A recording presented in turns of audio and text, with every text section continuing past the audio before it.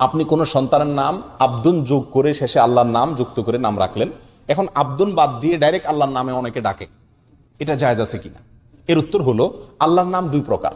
আল্লাহর কিছু নাম আছে যেটার অর্থ বান্দার জন্য খাটে, প্রযোজ্য হয়, আবার কিছু নাম আছে যেগুলো বান্দার ক্ষেত্রে খাটবে না, প্রযোজ্য হবে না। তাহলে যেই সমস্ত নাম আল্লাহর যার অর্থটা বান্দার জন্য প্রযোজ্য হবে না, খাটবে না, সেই সমস্ত নামের ক্ষেত্রে আব্দুন ছাড়া মানুষকে ডাকা যাবে না। যেমন রাজ্জাক আল্লাহর একটা নাম, এখন কাউকে আব্দুর রাজ্জাক যখন রাখা হবে, আপনি যদি বলেন ও রাজ্জাক এদিকে আসো, এটা সঠিক না, এটা ভুল, এটা অন্যায়। কথা বুঝে আসছে? কারণ রাজ্জাক এটা কোনো মানুষ হতে পারে না। আল্লাহর একটা নাম হলো খালেক, খালেক কোনোদিন মানুষ হতে পারে না, আল্লাহই খালেক শুধুমাত্র। অতএব আপনি আব্দুল খালেক রাখলে ও খালেক এটা বলতে পারবেন না, আব্দুল খালেকই বলতে হবে, আব্দুল বাদ দিয়ে ডাকা যাবে না। কথা বুঝে আসছে? আল্লাহর একটা নাম আছে আল আহাদ, একক, তাহলে আপনি আব্দুল আহাদ নাম রাখলে আহাদ বলতে পারবেন না, আব্দুল আহাদ বলতে হবে।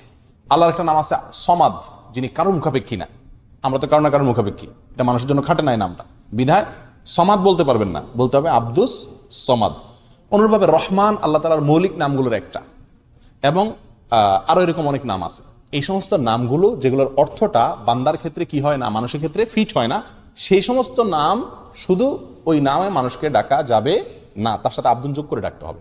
আর যে সমস্ত নামের অর্থটা বান্দার ক্ষেত্রেও খাটে, যেমন রউফ, রহিম মানে দয়ালু, মায়ালু, তো মানুষের ভিতরে দয়ালু মায়ালু আছে, আল্লাহর সাথে মানুষের দয়ার কোনো তুলনা চলে না, কিন্তু মানুষকেও মায়ালু দয়ালু বলা যায়। সেই হিসাবে আপনি কারোর যদি বলেন রউফ, রহিম, ঠিক আছে, এটা চলবে, কারণ কোরআনে আল্লাহ তাআলা স্বয়ং রাসূল আকরাম সাল্লাল্লাহু আলাইহি সাল্লামকে বলেছেন রউফুর রহিম। সুতরাং আল্লাহর যে সমস্ত নাম মানুষের ক্ষেত্রেও খাটে যার অর্থ, সেই সমস্ত নাম মানুষকে আব্দুন ছাড়াও ডাকলে গুনাহ হবে না, আর যেগুলো মানুষের জন্য খাটবে না সেগুলো আব্দুন ছাড়া ডাকা কি হবে? গুনাহ হবে, জায়েজ হবে না। এই জিনিসটা আমরা খেয়াল রাখার চেষ্টা করবো ইনশাআল্লাহ বিইذনিল্লাহ।